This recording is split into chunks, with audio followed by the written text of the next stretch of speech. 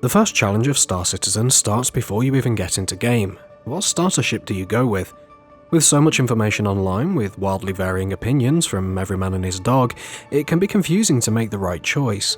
In this video, I'll cover everything you need to know, from common terminology thrown around to the pros and cons of each ship. Welcome to the Hitchhiker's Guide to the Verse.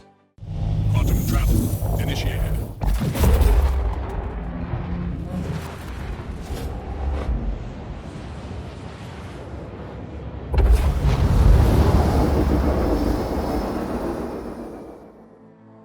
If you're new to SC, as I assume most people who watch this video will be, then this is the only part you really need to watch.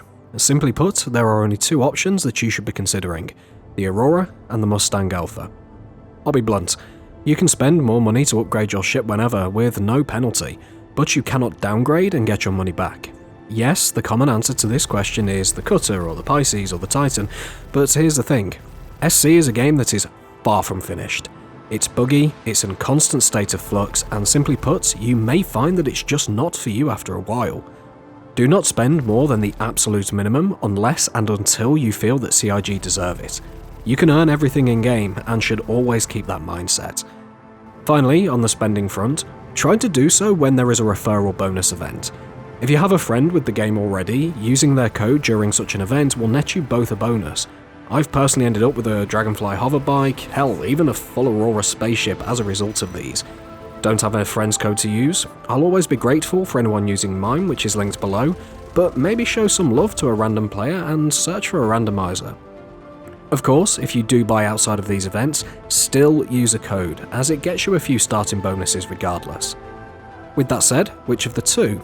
The Mustang is the better ship when it comes to combat, being far more agile and packing more potential DPS and survivability. The Aurora, however, offers an, albeit small, interior with a bed for logging out, and technically can accommodate a second person as a result. Beyond this, they're rather comparable in terms of range, cargo capacity, etc. If the second point is worth it to you, take the Aurora, otherwise the Mustang is the best choice. This is a question that doesn't really have a true answer, as everyone's definition is different. Is it just what CIG calls a starter? Is it just what they offer as part of a game package? My definition is thus: a starter ship is one which is always available to purchase and can functionally perform every role at the most basic level. Can it fight? Can it move cargo? Can it get around a system unaided? Then it's a starter ship. But not all ships are created equally. A term you may see every so often is a Tier X starter, such as the Titan is the best Tier 2 starter. This is arbitrary, and it's a community-made categorization used to split the various starter ships up, but it is extremely useful, and this video is going to make use of this.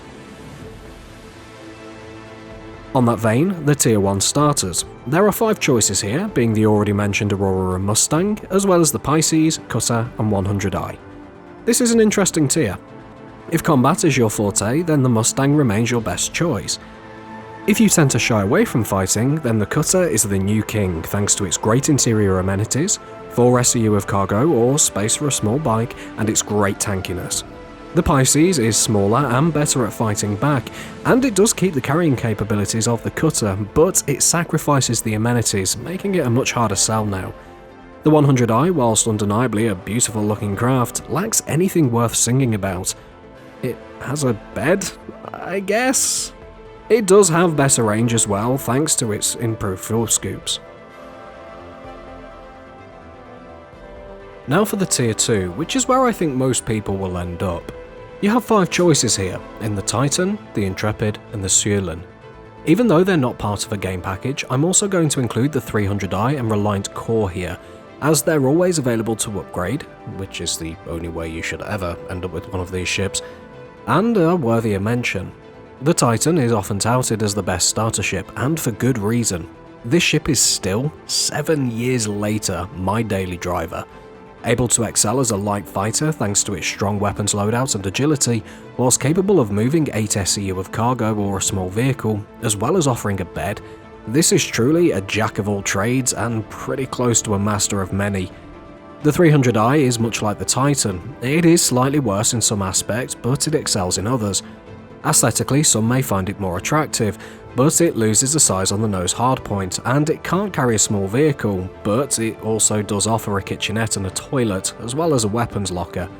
Same price, similar performance, it's really down to looks and whether you want the extra amenities or the ability to carry a small vehicle. The Sulin is an often forgotten but very competitive offering, with its unique alien design, increased quantum range, and combat prowess comparable to the 300i, though it presents a target even a stormtrooper could hit. It does lose 2 SCU of cargo and cannot carry vehicles, but it offers great internal amenities, far beyond that of the Titan or the 300. Also, can I just say that it looks really freaking cool? Alas, it does come with the alien tax, being the most expensive of the tier. The Reliant is a bit of an odd one. Comparable to the Titan in agility and strength, it's a capable fighter, but it does present a huge target from the sides. It does lose 2 SCU of cargo, but still comfortably fits a small bike, and it's unique in being the only 2-seater of its class. It's worth looking at, but doesn't offer any great benefits in my opinion. Finally is the newcomer, the Intrepid. This is a really odd spot. With only a single size for a weapon and a single shield generator, this is not a ship for anyone even thinking about space combat, not for a moment. But it does have its place. With the highest amount of quantum fuel, best-in-class internal amenities, room for several people, as well as weapons and armor lockers, this is actually a great choice for those whose focus is solely around ground-based gameplay. Just keep in mind it won't carry any ground vehicles. The Nomad is in a weird spot, being priced somewhere between the Tier 2 and the Tier 3 starters, and its metrics follow suit. It won't win in a fight, but it has great internal amenities, and its 24 SCU truck bed is quick and easy to load, whilst comfortably holding a small ground vehicle. This is one that... Okay, honestly, I don't know who this one is for. Why does this exist, CIG? And finally, we have the Tier 3 starters. This is the point where we get into multi-crew ships, and there's only 2 choices here, the Freelancer and the Cutlass. The Lancer carries more cargo, and it is a freaking tank, able to take a real beating. It also offers slightly more amenities. The Cutty is the most popular ship in the verse, and for a reason. It does have a smaller cargo bay, but it can still comfortably hold a pair of ROCs, with its 3 loading doors offering quick cargo transfer, aided by the tractor beam on the rear. It's also more agile, able to bring its identical weapons loadout to bear much more easily. This one really comes down to personal choice, and either ship will serve just as well. Do you want to be more survivable and carry a little bit more cargo? Go with the Freelancer.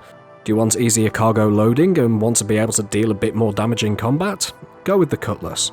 And that covers everything. Is there anything I didn't think of? Maybe a quirk of one of the ships that I didn't know about? Then let me know down below. With that, I thank you for watching. I'll catch y'all next time.